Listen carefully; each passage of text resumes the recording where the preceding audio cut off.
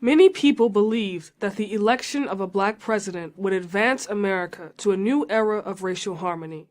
That belief proved to be mistaken. In retrospect, it was naive to think that a single event, even the election of a black president, would wash away a stain so deeply ingrained in our culture. The debate about how much racism there is in America, and specifically the disparity between the races, is just as fierce as ever. That's okay with me. Discrimination still exists. Let's deal with it openly and honestly. Unfortunately, that's very hard to do. One reason I've discovered is that many people feel that they have to treat blacks with kid gloves. They think this is noble, enlightened, progressive. It's not. It's demeaning and condescending. In fact, it's racist. A recent experience brought this home to me. In an anthropology class, my professor decided to discuss the shooting of Michael Brown, a black teenager, by a white police officer in Ferguson, Missouri. Before I tell you what transpired, I need to tell you something about this professor. First of all, I like her very much. She's interesting and engaging, but more importantly, she took a non-PC approach to the class, which I found refreshing. She encouraged us to study the data dispassionately and draw our conclusions from that. But when the subject of Ferguson came up, all this objectivity went out the window. When a classmate said, following a debate over the details of the case, that the facts ultimately don't matter, my professor agreed. All that matters, this classmate added, is that a black boy was killed by a white cop. Another example of racism in a racist society, pure and simple. So therefore, riots that followed the grand jury decision not to indict the officer were the legitimate reactions of people who just couldn't take it anymore. And that's when I knew that what I was really hearing was not an expression of compassion and understanding, but something else. Rioting and looting are acceptable forms of behavior? Why? Because the rioters and looters have no other options? Really? In free democratic America you have no other options? Does this apply to all ethnic groups? Hispanics? Southeast Asians? Pacific Islanders? Of course not.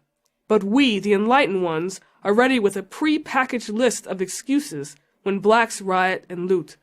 Worse, when it comes to judging black behavior, even facts don't matter. All that matters is the skin color of the teenager and the skin color of the cop. Well, not in my world. If a white cop kills a white kid, the facts matter. If a black cop kills a black kid, the facts matter. If a black cop kills a white kid, the facts matter. And if a white cop kills a black kid, the facts matter. To suggest anything else is to perpetuate discrimination, the very thing that those who espouse social justice claim to want to end. Anyone, whether white or any other color, who excuses blacks for bad behavior just because they are black obviously doesn't consider blacks their equal. Rather, they view blacks, in effect, as children who are unable to adhere to the standards to which every other group is held.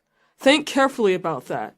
The only difference between this view and that of white supremacists is that white supremacists are honest and open. In their view, blacks are inferior to whites, period. But those who condescend to blacks cloak themselves in self-righteousness, so somehow that makes it okay. The bad behavior happens, a riot in Ferguson, and they nod knowingly. They couldn't take it anymore. Who can blame them? I'll take the white supremacists any day. First, there are very few of them, and they have no power. Second, I can easily prove them wrong. But how do I shake off the condescenders, the patronizers? There are a lot of them, they have a lot of power, and they think they mean well. How do I convince them that as a black human being, I want to be, I must be, judged by the same standards as everybody else? So how about this for a change? Treat blacks equally, always, in every way. Not differently, not better, not worse. Not like we're demons, not like we're angels. Is that so hard to do? Because if we really want racial harmony, not to mention an end to racism, that's the only way to get there. I'm Chloé Valdary for Prager University.